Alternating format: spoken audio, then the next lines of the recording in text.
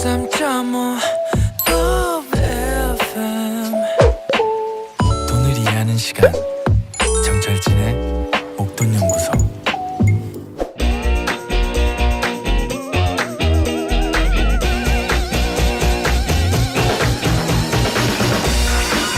부동산 투자와 내 집 마련에 대한 고민은 늘 있죠. 언제쯤 내 집 마련에 성공할까? 지금일까? 기다릴까? 부동산에 대한 이슈와 궁금증 나눠봅니다. 김인만의 이만저만 부동산.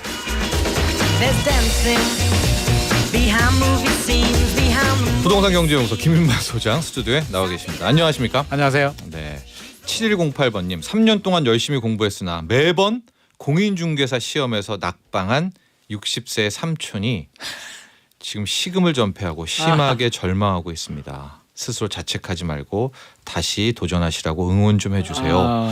이게 이번에 40만 명이 도전했거든요. 네. 거의 수능을 능가하는 수준인데 네. 합격률이 한 20% 정도 됩니다. 작년에도 20% 정도에서 5명 중에 4명이 떨어지고요. 네. 1명 정도 합격하기 때문에 불합격한 사람이 4명인데 내가 떨어졌다고 너무 실망하지 마시고요. 또 열심히 해야겠죠. 이게 좀 전략이 필요하거든요. 네. 그래서 아마 제 생각에는 다음 주 학원도 방송, 있죠. 학원도 있고요. 네. 전략이 필요하니까 다음 주 방송 주제는 제가 공인중개사 한번 다뤄보도록 하겠습니다. 뭐 이거 대주제로 다루지는 말고요. 어쨌든 짧게라도 네. 왜냐하면은 그 요즘에 이 공인중개사 쪽을 좀 공부하시려는 분들이 많으니까. 굉장히 많죠. 네. 네. 근데 저는 20% 합격률인 줄 몰랐어요. 저는 네. 한 절반은 되는 줄 알았거든요. 아닙니다. 20%고요. 네. 좀 쉽게 나오면 30%, 네.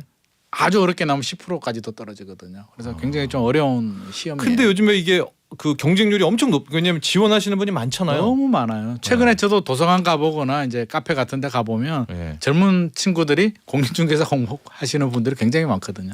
우리 7108번의 60세 삼촌님 네. 응원해 주세요. 가능하죠? 지금 다시 충분히 또. 가능하고요. 네. 저는 70세 분도 합격하는 거 봤거든요. 그래서 충분히 가능하기 때문에 네. 너무 식음 전폐하지 마시고요. 맛있는 거 드시고 기운 차려서 또 도전하시면 반드시 합격할 것 같습니다. 네, 힘내십시오. 5949번님 결국 집을 샀습니다. 느낌표가 아우, 착 있습니다. 축하합니다. 예. 축하드립니다. 신규 아파트 분양가는 높아만 가고 대출 금리는 계속 오르고 제가 사는 지역의 구축 아파트 값 또 계속 오르고 있어서 대출 안 받고 생활하기 위해서 외곽에 형편 많은 아파트를 샀네요.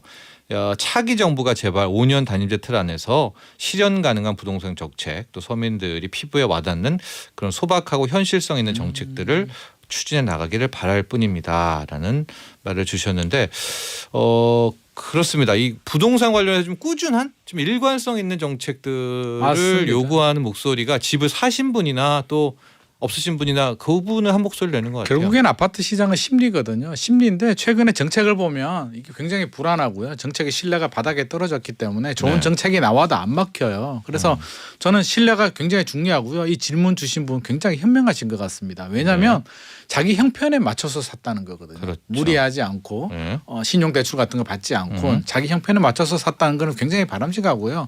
사서 오르면 기분 좋은 거고요. 설사 조정장에 들어가더라도 내 가족이 행복하게 잘 살다 보면 또 기회가 오기 때문에 저는 굉장히 현명한 선택을 했다. 네. 박수 쳐드리고 우리 싶습니다. 오구부 사고번이시면 형편에 맞는 그렇죠. 대출도 많이 안 받으신 것 같아요. 굉장히 이상적입니다. 물론 집값이 떨어질 수도 있습니다. 뭐 계속 떨어질 수도 있지만 우리가 주거비라는 거는 그럼요. 소득 대비 30%는 이래저래 나가는 게 맞습니다. 주거비잖아요. 네. 예. 뭐 이사 다니는 스트레스 여러 가지 네. 따져보면 저는 그 돈으로 환산할 수 없는 가치라고 생각합니다. 그렇습니다. 예, 그런 말씀 드리고요. 해교나 또 우리 청취자분들 집사라는 거 아니야? 그런 뜻이 아닙니다. 네네. 다시 말씀드리지만은 우리 5949번님에 대한 그럼요. 이야기를 제가 해드렸다.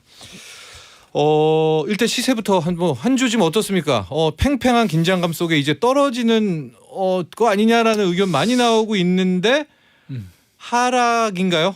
아직 하락까지는 안 갔습니다. 하락까지는 하락까지는 안 안 갔고요. 네. 이게 매매 수급 지수를 보더라도 100이 이하면은 좀 안 좋다라고 보여지는데 100.99거든요. 딱 걸렸네요. 딱 걸렸습니다. 네. 그래서 다음 주가 어떻게 될지 굉장히 궁금하고요.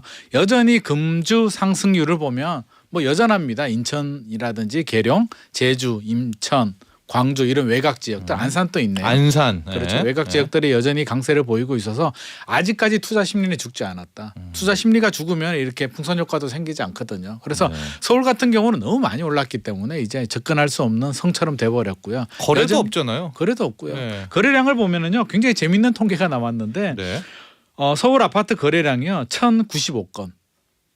10월 달이죠. 네, 10월 달. 1,000건 천 건인데요. 겨우 1,000건이에요. 그거밖에 빌라가 안 돼? 두 배입니다. 2,234건. 빌라가 아파트 두 배를 능가한 굉장히 재밌는 통계가 나왔는데 네. 그만큼 아파트 거래량은 굉장히 줄어들었고요. 상대적으로 진입 장벽이 낮은 빌라 쪽으로 좀 많이 접근을 했다라고 볼 수 있을 것 같습니다. 아니 그럼 10월 한 달 동안에 주택만 보면은요. 네. 예, 아파트 1,000건, 빌라 2,000건이면 총 3,000건이잖아요. 네. 그럼 공인중개사분들 엄청 힘든 한 달이었겠는데요. 10월은? 거의 정말. 손가락 빨지 않았을까 하는 생각이 듭니다. 네, 우리 7208번님 삼촌분지 도전하고 계시는데 네. 이렇게 거래가 없으면 공인중개사라는 또 이 업태도 힘들어지는 거 아니에요? 굉장히 힘들어질 것 같고요. 아마 이 방송을 보면 내가 시험을 계속 공부해야 될까 뭐 이런 생각도 들 것 같은데 공부는 하시고요. 네, 네. 생각처럼 도전하십시오. 네, 네. 현실은 굉장히 좀 어렵다는 말씀 드리고 싶습니다. 그렇습니다. 현 상황은 일단 거래가 폭감이다. 네네. 볼 수가 있겠고 전반적으로는 마이너스를 안 찍었지만 앞서 이제 우리 잠깐 표를 봤지만은 네. 마이너스 지역들은 속속 나오죠. 네, 세종시가 지금 네. 마이너스고요. 네. 거의 지금 한계치에 도달한 것 같아요. 이게 마이너스로 가느냐 아느냐의 상황인데 지금 미국도 뭐 테이퍼링 시작을 시작했죠. 했고요. 물론 네. 뭐 금리 인상이 당장 시작되지는 않지만 우리는 금리 우리는 인상 하죠. 네. 곧 하잖아요. 네, 곧 11월 하기 때문에 25일입니다. 또. 대출 금리도 지금 계속 오르고 있는 상황이기 때문에 대출 규제도 굉장히 강하고요. 자금줄을 죄고 있기 때문에 거래량이 늘어나기에는 늘어날 만한 모멘텀은 없습니다. 그래서 거래량 당분간 이런 극감의 거래량이 계속 유지가 될 것 같습니다. 네. 미국은 금리 인상을 안 한다 뭐 계속 천명을 했지만 우리는 금리 인상 기조에 한다. 지금 이미 추세에 돌입을 했고요. 99%. 네, 네. 이달 11월 25일에 한국은행 금융통화위원회가 있는데 이제 거의 금리 인상은 확정적이다. 네. 그럼 연 1% 기준금리 시대인데 고정금리 주택담보대출은 지금 5%가 네. 나왔습니다. 굉장히 높습니다. 예. 너무 차이가 큰 것 같아요. 그러면 아마 조심스럽지만 네. 11월 셋째 주 정도에는 마이너스가 뜨겠네요. 저는 가능성이 있다. 네. 적어도 11월 말이나 12월 넘어가게 되면 마이너스 뜨는 지역들이 나오지 않을까 싶습니다. 전체적으로도 서울에서도 네. 상당히 하락으로. 의미 있는 숫자가 네. 나오지 않을까. 뭐 기대는 아니고요. 이거 네. 뭐 기대를 할 수는 없는 시황을 거고. 저희가 예측하는 그렇죠? 겁니다. 예. 예. 그런 숫자가 나오지 않을까 예의주시하고 있습니다. 그렇습니다. 또 실수요자분들은 현재 흐름이 그렇다 그런 네. 상황이라는 걸 이해하시면 될 것 같고요. 뭐 속보성인데요. 저도 이 뉴스를 모르고 있다가 오늘 알았는데 우리 DSR 이야기 많이 하지 않았었습니까? 이 총부채 원리금 상환 비율, 네. 자신의 소득 대비 네. 빚들을 다 원리금 계산해서 갚는 그 비율이 이제 네. 뭐 40% 이하다라는 건데 그 자기가 진 빚을 다 포함시키는 거기에 네. 원래는 전세 대출 없었고요. 네네. 그렇죠? 이런 잔금 대출, 집단 대출 없었죠. 집담담보대출 빼준다고 했죠. 예. 그런데 아파트 분양 관련한 이 잔금 대출을 DSR 산정에 포함시킨다. 네. 갑자기요?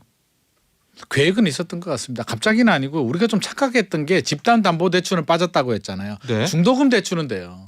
예. 중도금 대출은 DSR에 포함이 안 되는데 잔금 대출은 포함을 시켰단 말이에요. 예. 그래서 저는 이게 좀 굉장히 의아한 게 물론 예외 규정은 두었어요. 예외 규정이 뭐냐면 네. 올해까지 2021년까지 입주자 모집 공고가 나온 아파트들. 그러니까 뭐 당첨이 된 아파트들은 포함 안 시키고요. 네. 내년부터 2022년 1월부터 모집 공고가 나오는 아파트를 청약해서 당첨이 되면 3년 후에 입주할 때 DSR에 포함시키겠다는 거죠. 잔금 대출을. 아, 그러면 굉장히 좀 황당하죠. 아니 중도금 대출 받고 입주할 때 네. 돈을 다 마련해야 되는데 이게 DSR 적용돼서 한도액이 줄어들게 되면 청약을 하지 말라는 시그널인지 네. 아니면 돈을 알아서 구하라는 건지 저도 이게 정부의 시그널이 좀 헷갈려요. 그래서 네. 정확하게 좀 시그널을 줘야 될 것 같습니다. 실수요자들은 계속 사라고 했잖아요. 네. 사라는 게 청약을 받아라. 기다리면 좋은 청약 물량들이 내년에도 3기 신도시 사전 그것도 청약 청약 내년에도 아닙니까? 예. 예. 3만 나오는데 네. 이걸 잔금 대출을 막아버리게 되면 어차피 돈이 부족해서 청약을 하는데 이게 하지 말라는 신호인지 네. 가계부채를 줄여야 되는 건 알겠는데 저는 그 시그널이 좀 헷갈려요. 그래서 우리 시청자들이나 우리 국민들도 굉장히 좀 헷갈려하지 않을까 싶은 생각이 들어요. 그렇습니다. 우리가 보통 아파트 분양을 받으면 이제 중도금을 내다가 네. 맨 마지막에 이제 일시금을 내고 이제 받게 맞습니다. 되는 구조지 않습니까? 근데 돈이 계약금 10% 20% 내고 중도금은 대출이고 네. 잔금할 때 80% 90%를 받아서 그 중도금 되는데 대출을 또 이렇게 까는 거잖아요. 그렇죠. 일명. 예? 돈이 많은 분들은 괜찮아요. 뭐 자금력이 충분하신 분들은 괜찮은데 이게 요즘 무주택자들이 거의 당첨이 되잖아요. 네. 무주택자분들이 과연 자금력이 그렇게 다 가지고 있을까? 결국에는 이렇게 되면 어떤 일이 벌어지냐면 입주를 못 해요. 전세를 줘야 된단 말이에요. 그럴 전세금 수밖에 받아서 없겠죠. 그렇죠. 그래서 그래서 중도금 대출 갚아야 되니까 되니까. 입주는 못 하게 되고 나는 또 전세 살아야 되고 이게 내 집 마련한 효과가 전혀 없어지기 때문에 저는 이 점은 좀 개선이 필요하지 않나 싶습니다. 그러나 일단은 방침은요. 네. 현재 청약에서 당첨되신 분들은 나오고요. 괜찮습니다. 괜찮고요. 괜찮습니다. 네. 이제 새로 또 청약을 도전하실 거 아니겠습니까? 그리고 이제 막 합격이란다. 당첨되신 분들은 내년에 내년부터 해서 내년 모집 공고 나오는 네. 아파트들은 잔금 대출을 받을 때 DSR에 DSR에 산정되기 때문에 잔금 대출은 자금 계획을 굉장히 좀 보수적으로 세워야 되고요. 네. 대출이 줄어들 수 있겠구나. 미리 준비를 좀 하셔야 될 것 같습니다. 그런데 지금 또 하나 나오는 잔금 대출에 관련한 소식이 네. 그건 어쨌든 이제 새롭게 되는 분이잖아요. 네네. 이미 당첨된 분들도 잔금 대출을 받으실 때 네. 이게 시세가 아니라 네. 분양가로 잔금 대출이 나갈 맞습니다. 수도 있다. 네네. 그런 얘기도 나오고 있고요. 좀 예. 가계부채를 억제해야 되는 거는 맞아요. 맞는데 저는 너무 이렇게 총량 규제 숫자에만 얽매이는 것 같거든요. 우리 네. 경제가 성장하고요. 네. 주택 수가 늘어나고 가격이 올라가면 총량은 늘어날 수밖에 없거든요. 우리가 10년 전으로 돌아갈 수는 없잖아요. 예. 아파트 가격을 3분의 1 토막으로 내지 않느나 어떻게 10년 전으로 돌아가겠습니까? 저는 진정한 가계대출 관리는 미상환이라든지 연체라든지 이런 부실 채권을 좀 관리하는 게 진정한데 네. 무조건 총량을 정해놓고 몇 프로 이렇게 해버리게 되면 굉장히 좀 황당하죠. 이게 실수요자들이 좀 피해를 받을 수밖에 없지 않을까 싶어서 네. 이거는 저는 정책을 좀 다시 한번 규제는 해야겠지만 그렇습니다. 네. 하고 이거 좀 확실성이 필요할 것 같아요. 그렇죠. 좀 왜냐하면 정확하게 해줬으면 좋겠어요. 예.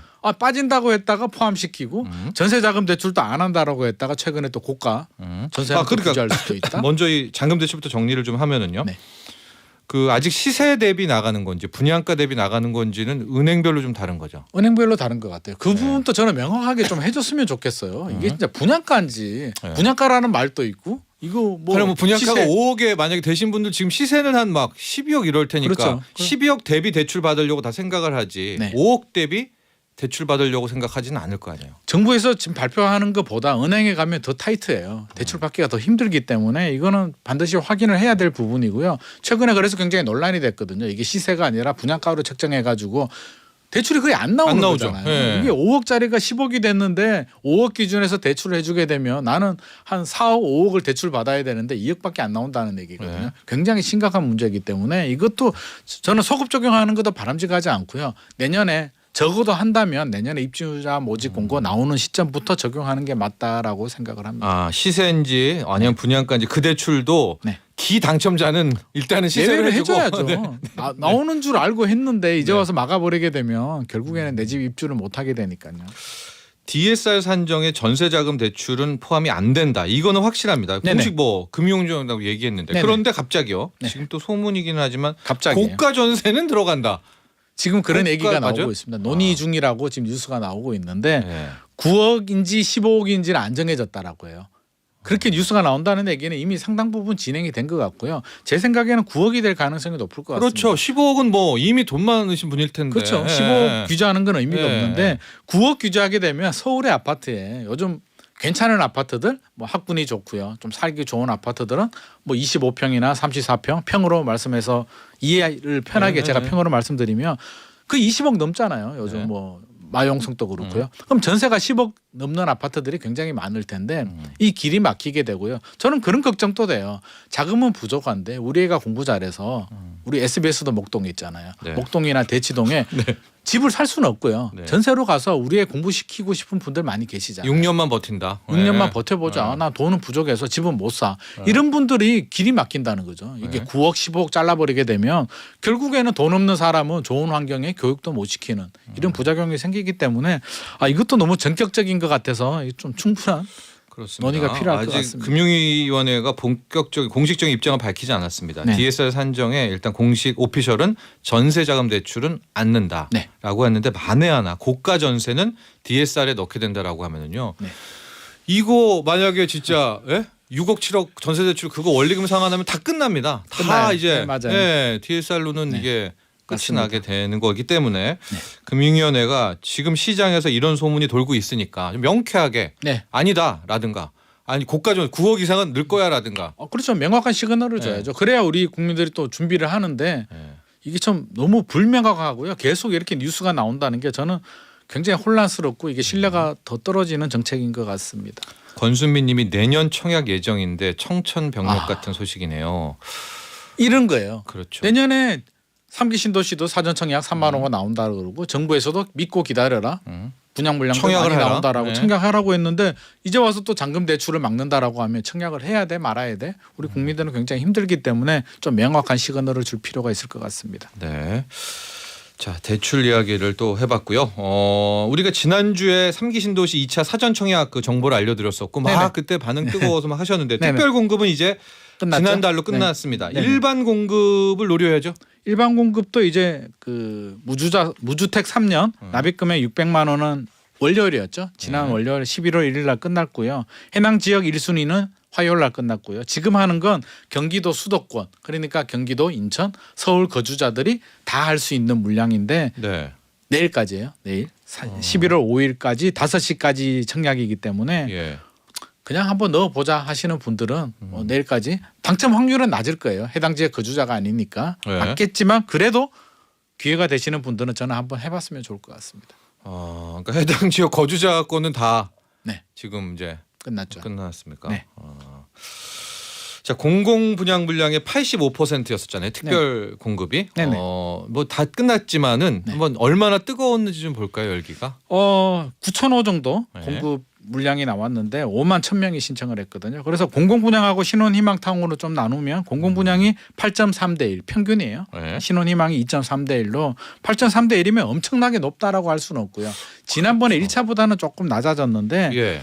한번 남양주 왕숙 한번 보죠. 우리가 네. 3기 신도시니까 왕숙 같은 경우는 18.4대 1 네. 나왔고요. 그러니까 인천 계양보다 좀 낮습니다. 타입별로 보면요. 84 A1 블락의 84가 29.9대 1로 굉장히 높게 나왔고요. 이게 30평형. 그렇죠. 34평 정도가 네. 29대 그러니까 한 30대 1 정도 나온 것 같습니다. 30대 1이 나와서 상당히 높게 나왔고 성남 신촌이 19대 1 뭐 이렇게 나왔는데 전반적으로 1차보다는 좀 약하게 나왔다. 네. 왜냐하면 다음 달에 3차 물량이 나오는데 하남 교산도 있고요. 고양 창릉도 있고요. 좋은 물량들이 다음 달에 또 많이 나오기 때문에 대기 수요들이 다음에 한번 도전해 볼까? 다음 달 이런 수요들이 좀 있었던 것 같습니다. 네.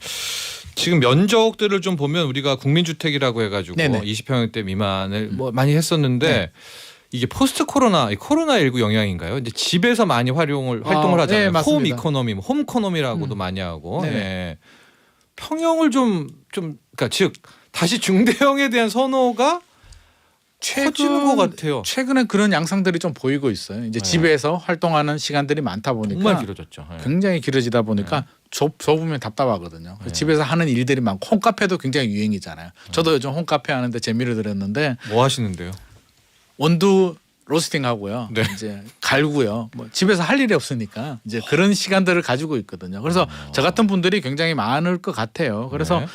이번에도 보면은요 84가 이렇게 굉장히 높게 나왔습니다. 그래서 남양주 A1 블럭 왕숙 A1 블럭 네. 84가 가장 29.9대 높았잖아요. 1이라고 30평 했잖아요. 경기가. 그렇죠? 네. 59평형, 네. 5평이 아니에요. 59제곱미터죠. 네. 25평이 10.1대 10대 1. 어. 그러니까 차이가 굉장히 많이 났습니다. 그래서 그렇죠. 59도 좋기는 한데 네네. 84가 확실히 인기가 있었다. 물론 물량 자체가 50이 물량이 더 많기도 했지만 선호도 자체가 84가 월등히 많았습니다.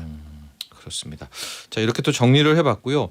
요즘에 시장의 화두 중에 하나가 오피스텔이더라고요. 네. 예, 오피스텔에 대한 열기도 그럼요. 뜨거운 데다가 엄청나죠. 그 이유도 좀 궁금하고 네. 그 오피스텔을 좀 이렇게 좀 물어보면 그 세를 주겠다는 분들도 계시지만 네. 거기에 실거주하겠다라는 분들도 좀 많아졌거든요. 주거용 오피스. 주거용. 그렇죠. 예, 그런 쪽도 그러니까 굉장히 지금 이게 왜 거기가 좀 열기가 나는 거죠? 일단 아파트 가격이 너무 높고요. 진입 장벽이 너무 높아져서 네. 오피스텔이 상대적으로 진입 장벽이 낮아졌고 옛날하고 달라졌어요. 옛날에 오피스텔이라고 하면 우리 면적이 굉장히 작아서 그냥 월세 받는 용도 그렇죠. 수익형 부동산이었는데 네. 최근에는 주거용 오피스텔이 굉장히 뜨고 있거든요. 건설 회사들도 그냥 전용 84로 나와요. 그래서 전용률도 굉장히 좋게 나오고요. 건축법이 적용되는데 정부도 유도를 좀 하고 있습니다. 주택이 부족하다 보니까 바닥 면적도 좀 넓혀졌죠. 아, 그 온돌 허용하고. 그렇죠. 예. 온돌도 안 해주다가 예. 뭐 84까지만 해주다가 최근에 더 넓혀서 해주거든요. 그래서 정부도 유도를 해요. 그냥 아파트가 공급 물량도 안 나오니까 그냥 오피스텔이라도 들어가서 살아라고 하면서 풀어주다 보니까 사람들 입장에서는 84예요. 대지 지분이 좀 작은데 예. 그냥 겉으로 보기에는 아파트나 오피스텔이랑 무슨 차이가 있어. 아파트가 비싸니까 그냥 오피스텔로 가자라는 심리가 굉장히 확산되면서 예. 최근에 경쟁률도 굉장히 높고요. 따라서 분양가도 같이 올라갑니다. 그래서 옛날 생각하면 큰일 납니다. 옛날 오피스텔 가격 생각하면 안 되고요. 예. 아파트보다는 저렴하지만 우리가 생각하는 이상으로 굉장히 높게 나오고 있습니다. 근데 좀 과하다는 이런 생각도 좀 드는데 제가 몇 번 인터뷰 좀 해보면 그분들은 일단 자기가 살았다가 네. 다시 월세를 주겠다. 그런 분들도 그런 있죠. 어떤 네. 이 양쪽의 그런 것들을 보시는 것 같아요. 그러니까 그래도 투자 저는, 목적도 있고요. 예. 투자 목적이 제가 볼 때는 1순위고요. 이제 거주 목적도 있는데 예. 이런 말씀 드리면 그렇지만 건설 회사들도 좀 마케팅을 좀 강화하는 측면도 있고요. 예. 요즘 분위기가 또 아직까지 투자 심리가 죽지는 않았잖아요. 네. 그래서 아파트 접근이 어렵다 보니까 아파트 대체제로 오피스텔을 선택하는데 엄밀히 따지면 오피스텔이 아파트 대체제는 아니거든요. 예. 전혀 다른 성격이에요. 오피스텔은 업무용, 맞습니다. 건축법이 적용되는 업무용 네. 시설이고요. 아파트는 주택법이 적용되는 주택이기 때문에 음. 사실은 다른 성격인데 지금 비슷하게 뭐 아파텔이라고 해서 주거용 오피스텔이 닮아가는데 네. 다른다는 점은 분명히 아셔야 되고요. 주택 시장이 계속 상승하면 괜찮은데 혹시라도 네. 몇 년 후에 조정장이 오고 한다면 아파트보다 오피스텔이 먼저 타격을 받을 수도 있기 때문에 필요하신 분들은 하셔도 되겠지만 네. 그냥 유행 따라서 그냥 불안해서 그냥 자금이 부족한데 그거라도 해볼까 이렇게 접근하는 건 좀 충분히 고민이 좀 필요할 것 같습니다. 그렇습니다. 그리고 또 하나 말씀하셨지만 지금 뭐 분양가도 높아요. 후덜덜입니다. 후덜덜입니다. 예, 이게 너무 깜짝 놀라요. 그러니까 이 건설사나 시행사도 요때를 좀 대목이다 맞습니다. 노린 거 아니에요? 대목 충분히 있습니다. 네. 그래서 저도 분양가 보면 깜짝 놀랍니다. 그래서 네. 아파트 분양가 보다가 오피스텔 분양가 보면 뭐 괜찮네라는 생각이 들지만 오피스텔을 계속 지켜봐 왔던 우리들이 네. 바라볼 때는 깜짝 놀랄 수준이죠. 야 이렇게 분양해도 되나 할 정도로 그렇죠. 이 굉장히 평형 이 오피스텔이 뭐 이런. 예? 그렇죠. 과거 대비 너무 많이 올려서 시세를 그렇게 책정하는 것 같아요. 분양가를 그냥 아파트 대비 조금 낮은 수준으로 책정하기 때문에 네. 제가 볼 때는 좀 과하다는 생각도 듭니다. 분양가가. 네. 그렇습니다. 제 그 사무실도 그렇게 되니까 월세를 자꾸만 이제 올려달라고 예? 그렇죠. 주인이. 그러니까 맞습니다. 그분도 이제 그쪽에 이제 가격 전체가 올라간 걸 아시잖아요. 분양가가 올라가게 되면은요 네. 주변 기존의 오피스텔들도 시세가 올라가게 되고요. 시세가 올라가면 수익률을 맞춰야 되니까 월세를? 임대료도 올려야 되거든요. 네. 임대료를 안 올리면 수익률이 너무 낮아지니까 결국에는 우리 또 서민들 세입자들이 또 피해를 보게 됩니다. 알겠습니다. 자, 오늘 부동산 이야기 나눠봤습니다. 이만저만 부동산 경제연구소 김인만 소장과 함께했습니다. 감사합니다. 나도 부자 되고 싶어서 라디오를 켰어. 정확하고 철저한 정철진의 목돈 연구소.